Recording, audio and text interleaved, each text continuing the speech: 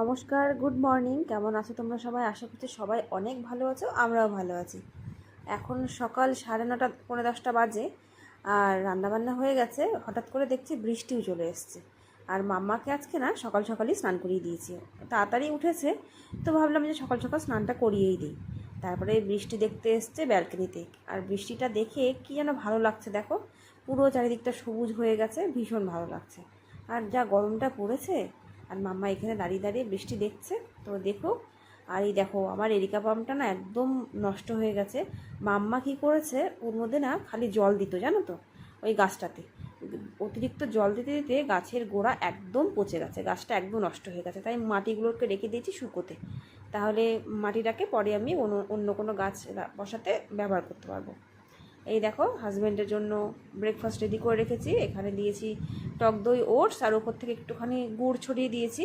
এই এই তো তরমুজ আর আপেল। আর এখানে এই তো ওর টিফিন রেডি করে রেখেছি। এঁচুড়ে তরকারি করেছিলাম, টক ডাল আর শাক ভাজা। এই তো সব কিছু রেডি করে দিয়েছি। আর আজকে না একটা নতুনত্ব জিনিস বানাবো। সেটা হচ্ছে, নতুনত্ব কিছু না, মানে অনেকেই জানে, আমি আজকে প্রথম বানাবো। মাছ এনেছিল অনেকটা, মানে বড় বড় মাছ ছিল। মাছগুলো না একদম খেতে ইচ্ছে করছিল না, কাতলা মাছ। তো ভাবলাম যে কি করব, কি করা যায়। আর আমার হাজব্যান্ড তো অনেক দিনই হলো মাছ টাছ খাচ্ছে না।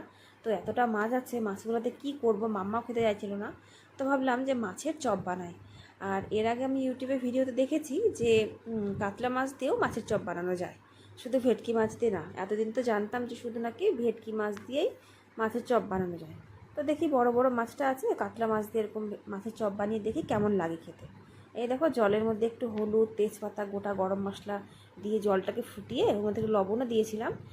মাছগুলোকে একটু সেদ্ধ করে নিলাম। আর এখানে একটা মশলা রেডি করে নিচ্ছি। শুকনো লঙ্কা, তারপরে দারচিনি, এলাচ, লবঙ্গ আর গোটা জিরে, এটাকে ভালো করে ভেজে নিয়েছি। ঠান্ডা হয়ে গেলে তারপরে মশলাটা বানিয়ে নেব। আর এই দেখো, একটা মিক্সির মধ্যে, মানে মিক্সি না, এটা কি বলে, চপার। চপারের মধ্যে একটা অর্ধেক বড় পেঁয়াজ দিয়েছি, মানে বড় পেঁয়াজের অর্ধেকটা দিয়েছি। অল্প একটুখানি আদা দিয়েছি, দুটো কাঁচা লঙ্কা, দু তিনটে কাঁচা লঙ্কা, একটুখানি রসুন, কয়েক কোয়া রসুন দিয়ে ভালো করে এটাকে কুচি কুচি করে একদম কেটে নিয়েছি।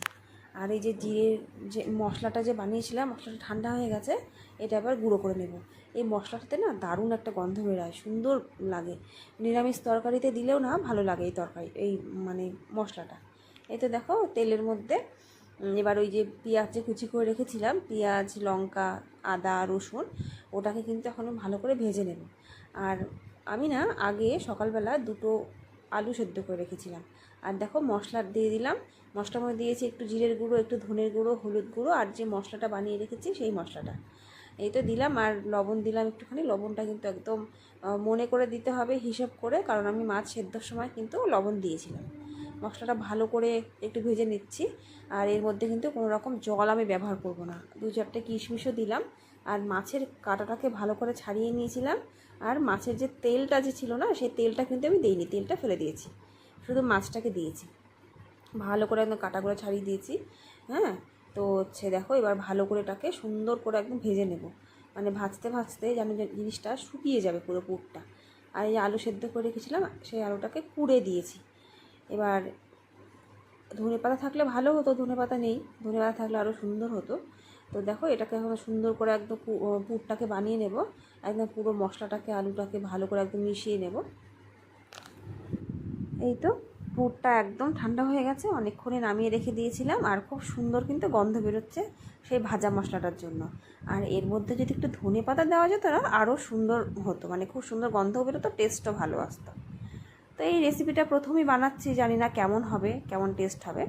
আশা করছি ভালোই লাগবে খেতে। তো বিভিন্ন রকম শেপেই এটা দেওয়া যায়, গোল গোল করা যায়, তারপরে চ্যাপটা চ্যাপটা মতো তৈরি করা যেতে পারে, গোল গোল লম্বা লম্বা করে বানানো যেতে পারে। তো আমি লম্বা লম্বা করে বানিয়ে নিয়েছি। আর চপ তৈরির জন্য যা যা দরকার সেটা সব নিয়ে নিচ্ছি। একটা ডিম ফাটিয়ে নিচ্ছি।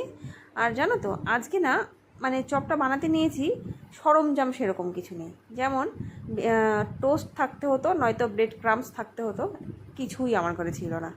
তো আমি কি করেছি, মেরি বিস্কুট গুঁড়ো করে নিয়েছি। তোমরা কিন্তু কেউ মেরি বিস্কুট দিও না, মেরি বিস্কুট দিলে অতটা ভালো হয় না। যেহেতু করতে নিয়েছি, তারপরে পরে মনে পড়েছে যে আমার ঘরে তো টোস্ট নেই, আর আমার ঘরে যেহেতু ব্রেড সেরকম ব্যবহার করা হয় না, ব্রেড ক্রামসের কোনো রকম প্রশ্নই ওঠে না। তো যাই হোক, কোনো কিছু করার নেই, যখন বানিয়েছি যখন, তখন তো বানাতেই হবে। যাই হোক, মেরি বিস্কুটটা দিয়ে এভাবে কোটিং করে নিচ্ছি। দেখো, প্রথমে ডিমের মধ্যে দিলাম, ডিমের মধ্যে দিয়ে তারপরে ওই বিস্কুটটার মধ্যে এভাবে মাখিয়ে নিচ্ছি। তো দেখতে কিন্তু ভালোই লাগছে, দেখতে কিন্তু খারাপ লাগছে না। জানি না খেতে কেমন লাগবে। তো দেখো, ডবল কোটিং করে নিলাম, অনেকটাই ডিম ছিল। আর এই তো কড়াই গরম হয়ে গেছে, এর মধ্যে তেল দিয়ে দিলাম। আর কড়াইয়ের তেলটা কিন্তু খুব বেশি গরম করিনি, মোটামুটি গরম করেছি। তো এবার একটা একটা করে চপগুলো দিয়ে দিব, আর একটু মানে কম হিটে একটু হালকা বেশিক্ষণ ধরে ভেজে নেব চপটা, তাহলে কিন্তু তৈরি হয়ে যাবে। জানি না কেমন লাগবে। কোনো কিছু যখন নতুনত্ব তৈরি করি না, একটু ভয় ভয় লাগে যে এত কষ্ট করে বানাচ্ছি, জানি না কেমন হবে। আর আমার হাজব্যান্ড কিন্তু এসব একদম পছন্দ করে না, জানো তো। মানে বিভিন্ন রকম ভাজা পোড়া, তেলে ভাজা, বাইরের বলো আর বাড়িতে বলো, কিছুই যদি বানাই, ও আমাকে একাই খেতে হয়। ও একদম পছন্দ করে না। এতগুলো তো আর বানাবো না, এগুলা সব স্টোর করে রেখে দেবো। তো স্টোর করার জন্য দেখো, একটা টিফিন বাটির মধ্যে এয়ারটাইট কন্টেনারের মধ্যে একটা টিস্যু পেতে নিয়েছি, তার মধ্যে এভাবে সাজিয়ে সাজিয়ে রেখে দেবো। তাহলে কিন্তু অনেক দিনই থাকবে আমার মনে হয়। অনেক দিন রাখবো না, এই ধরো 7-8 দিনের মধ্যে খেয়ে নিতে হবে। আর চপটার মধ্যে তো কোনো রকম বাজে কিছু দেইনি, লঙ্কা ঠাঙ্গো সেরকম দেইনি। মাম্মাও হয়তো খেতে পারবে, আমার তো তাই মনে হচ্ছে। মাম্মা যেহেতু মাছ খেতে ভালোবাসে, আমার মনে হয় যে ওরও এটা ভালো লাগবে খেতে, যেহেতু কোনো রকম কাটা নেই। হ্যাঁ, আলু আছে, বাড়ির তৈরি সব কিছু মশলা টশলা আছে। তো এই তো দেখো, এটাকে ভালো করে রেখে দিলাম। এবার ডিপ ফ্রিজের মধ্যে রেখে দেবো। তো ডিপ ফ্রিজের মধ্যে রেখে চলো একটু টেস্ট করে দেখি চপটা কেমন হয়েছে। কাসুন্দি দিয়েই টেস্ট করব। দেখো, দেখতে কিন্তু ভালোই লাগছে, একদম দোকানের মতো, তাই না? তো যাই হোক, ভিডিওটা যদি ভালো লেগে থাকে, আমার রেসিপিটা যদি ভালো লেগে থাকে, তাহলে একটা লাইক করে দিও। ভালোই লাগছে খেতে, খারাপ লাগছে না। উপরেরটা খুব একটা ক্রিস্পি হয়নি, কিন্তু খুব একটা খারাপ লাগছে না খেতে, মোটামুটি ভালোই লাগছে। এই তো। আর সস দিয়ে হয়তো আর একটু ভালো লাগতো, আমার ঘরে সস নেই। এই তো কাসুন্দি দিয়েই খাচ্ছি। সস খুব একটা রাখা হয় না, কারণ সস দেখলেই না মাম্মা খেতে চায়, ওই জন্য সসটা রাখা হয় না। তো আজকের মতো এইটুকুই। ভিডিওটা ভালো লাগলে একটা লাইক করে দিও। আমার ভিডিওটা যদি তোমরা ইউটিউব থেকে দেখো, চ্যানেলটা সাবস্ক্রাইব করে দিও। আর ফেসবুক থেকে দেখলে আমার প্রোফাইলটা ফলো করে দিও। আজকের মতো এইটুকুই, দেখা হবে নেক্সট ভিডিওতে। আর আকাশে কী মেঘ করেছে বিকেলবেলা, দেখেছো? আজকের মতো টাটা।